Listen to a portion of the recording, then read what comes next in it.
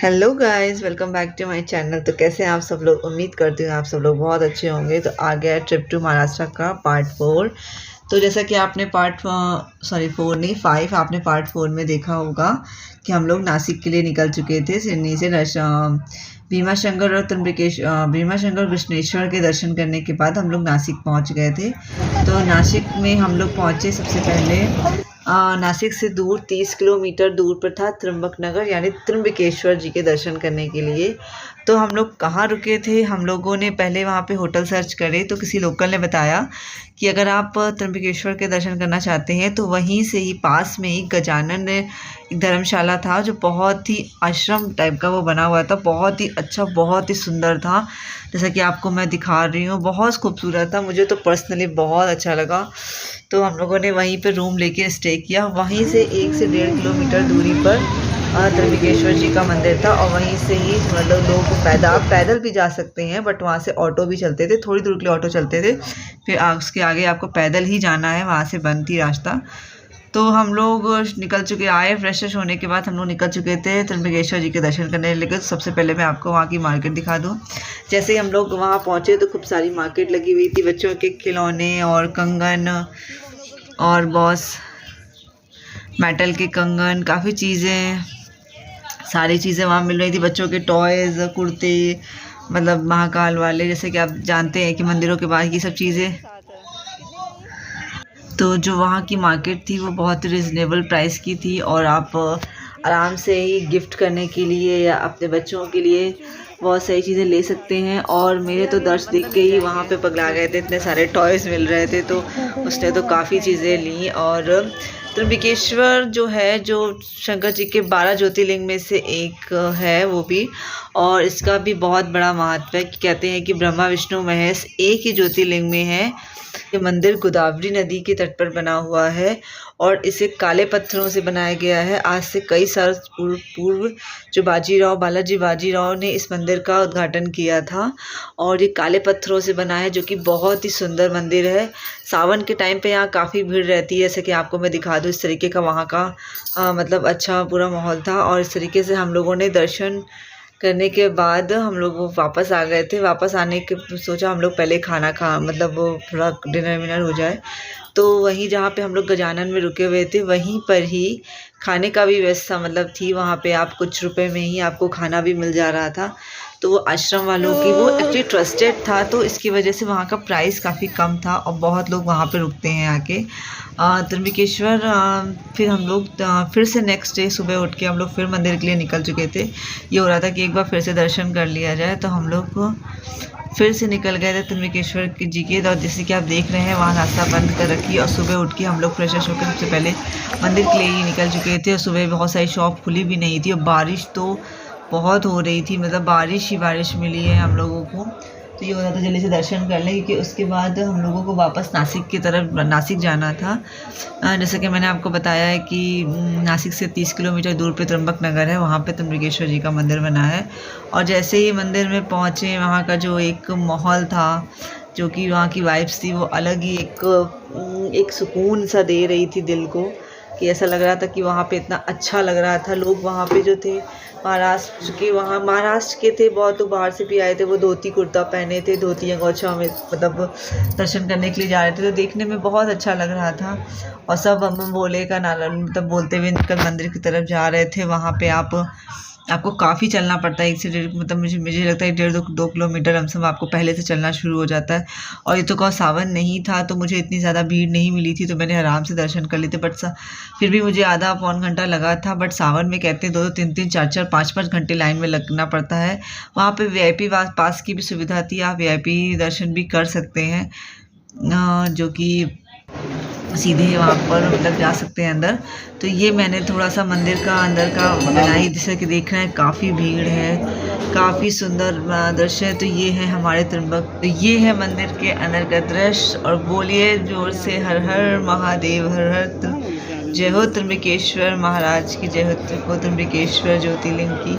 और ये अंदर बहुत सी सुंदर दृश्य था और सब लोग बैठे हुए थे और थोड़ी देर के लिए लोग वहाँ माला भी कर रहे थे, पूजाएं भी हो रही थी। कहते हैं यहाँ पे काल सर्प दोष की भी पूजा की कराई जाती है, जिनकी कुंडली में कुछ ऐसा होता है तो वो अपने आके यहाँ पे इसकी पूजा कराई जाती है। वहाँ का ऐसा मतलब बताते हैं, इस तरीके का वहाँ पे होता है। और क्योंकि त्र्यंबकेश्वर में शिवलिंग जी को नहीं छूने को दिया जाता है, आप ऐसे लाइन में जाएंगे और वहाँ पे इस दूर से ही आपको दर्शन करा जाते हैं।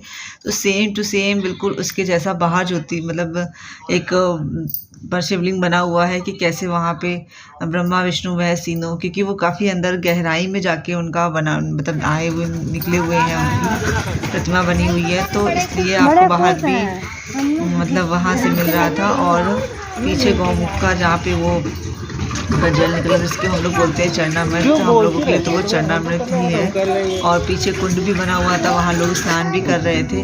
उसे 2 से 2.5 किलोमीटर दूर ट्रैक करके आप ऊपर जाएंगे तो आपको गोदावरी नदी जहाँ से निकली है वहाँ का उनका मंदिर बना हुआ है, वहाँ पे आप दर्शन कर सकते हैं।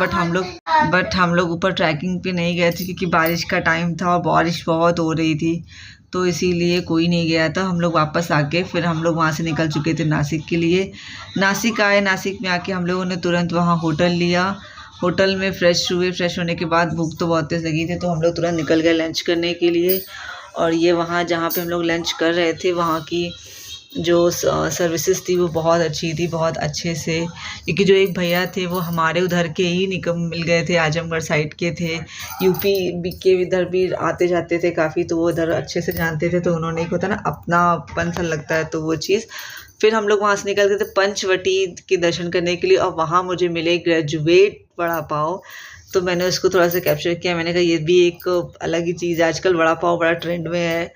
तो और इसके बाद गणेश महोत्सव आने वाला था, तो गणेश महोत्सव के लिए फिर महाराष्ट्र में तो इसकी पूजा कुछ ज़्यादा ही होती है। तो हर जगह हर 10-10 कदम पे आपको जगह पंडाल, छोटे पंडाल लगे हुए थे और वहाँ पे जगह गणेश भगवान जी की मूर्तियाँ भी रखी हुई थी। और लेकिन उसको अभी ढक कर रखा था क्योंकि उनका शुभ मुहूर्त के हिसाब से उसको हटाना था। और जब हम लोग घाट पर पहुँचे थे गोदावरी नदी के घाट पर, तो वहाँ पे पुलिस चारों तरफ मतलब घूम रही थी क्योंकि इतना घाट मतलब गोदावरी नदी इतनी ज़्यादा ऊँच उस पर थी, मतलब बारिश की वजह से काफ़ी, जैसे आप खुद ही देख रहे हैं, बहाव इतना तेज़ था कि लोगों को वहाँ मना किया जा रहा था कि आप आगे तक मत जाइए। तो हम लोग जैसे ही थोड़ा सा आगे बढ़े कि उनका मतलब जल ले लें, तो बहुत तेज़ बहाव था, बहुत। अभी आप आगे देखने को आपको और मिलेगा जो वहाँ की लोकल मार्केट है, जो लोकल जैसे लोग वहाँ से एक ही रास्ता निकलने के लिए बनी थी और गोदावरी नदी वहीं से होके जा रही है, तो किस तरीके से लोग निकल रहे थे।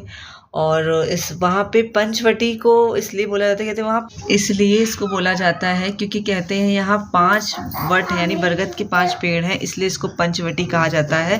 कहते हैं जब वनवास हुआ था राम जी और सीता जी और लक्ष्मण जी को, तो रावण ने यहीं से ही सीता जी का हरण किया था, जो उन्हें उठा के ले गया था। लेकिन उस समय इतना घना जंगल होने की वजह से यहाँ पे बहुत पेड़ हुआ करते थे, तो इसी 5 वट की वजह रचना की गई, तब इसका नाम पंचवटी पड़ा। और वहाँ पर एक कल्पेश्वर मंदिर भी था और कालाराम जी का भी मंदिर था, राम भगवान का मंदिर था, जो कि काले इसमें बैठे हुए हैं, काले रूप में। और एक उन्हीं के जस्ट अपोजिट साइड गोरे राम भगवान जी का मंदिर था, जो वो गोरे प्रतिमा में बनाए हुए बैठे हैं। और कहते हैं सीता गुफा वही सीता गुफा है जहाँ पे सीता जी द्वारा ही बनाई गई शिवलिंग भी स्थापित है। तो सीता जी ने उनकी पूजा करके वहाँ शिवलिंग बनाई थी, तो इसीलिए उसका नाम सीता गुफा पड़ा है। और इसी तरीके से पूरा पंचवटी के सब जगह मंदिरों के दर्शन करने के बाद हम लोग वापस बहुत थक गए थे, तो हम लोग अपने होटल वापस आ गए थे। और जैसा कि मैंने बताया था कि वहाँ की लोकल मार्केट में आपको दिखाऊंगी, तो ये वहाँ की लोकल मार्केट है, किस तरीके सब्जी और हर चीज़, जैसे हर चीज़ एक होता है ना लोकल मार्केट में मिलता है। और ये देखिए गोदावरी नदी का पानी कितना ऊपर आ रहा है, वहाँ कितना ऊपर, फिर भी वहाँ पे लोगों की मार्केट लगी हुई थी, लोगों को वहीं से निकल के जाना था। और ये आप दृश्य देख सकते हैं। और आरती में अभी बहुत थोड़ा समय बाकी था, तो सोचा पंचवटी के दर्शन ही कर लिए जाएँ। तो हम लोगों ने एक एक करके सारी चीज़ दर्शन करी और अब फाइनली हम लोग आ गए हैं सीता गुफा की तरफ। तो सोचा कि थोड़ा सा आपको दिखा दूँ। तो ये सीता गुफा के लिए हम लोग एंट्री हो गई थी हम लोगों की। एक्चुअली ज़्यादा भीड़ नहीं थी क्योंकि बारिश का टाइम भी था और थोड़ा सा शायद उस समय इतना सीज़न नहीं होता लोगों का आने का, सावन के टाइम ज़्यादा भीड़ होती है, तो इतनी ज़्यादा मुझे भीड़ नहीं मिली। तो हम लोगों ने आराम से दर्शन किए और हम लोग एक एक करके लाइन में जा रहे थे, लाइन से गए अंदर। और सीता गुफ़ा बहुत ही, जैसे कि अभी आप देखेंगे ना, गुफ़ा बोली गई है तो उसी तरीके से उसको बनाया गया है और दर्शन करके बहुत अच्छा लगा। और ये भैया जो थे ये बार-बार फँस जा रहे थे क्योंकि बहुत छोटी-छोटी जगह उससे बना हुआ था, निकलने में थोड़ी सी प्रॉब्लम भी हो रही थी। और ये राम भगवान और सीता जी और लक्ष्मण जी के साथ में बैठी हुई प्रतिमा है। और उसके बाद आगे शिवलिंग के भी आपको दर्शन होंगे, जो सीता जी के द्वारा बनाए हुए शिवलिंग है। और ये रहा उनका वहाँ के राम शिवलिंग। इस तरीके से हम लोगों ने सारी चीज़ें मतलब विज़िट करी और दर्शन करने के बाद हम लोगों का नासिक का टूर होता है कंप्लीट। तो कैसी लगी नासिक टूर की वीडियो? अगर आप लोगों को अच्छी लगी हो तो लाइक शेयर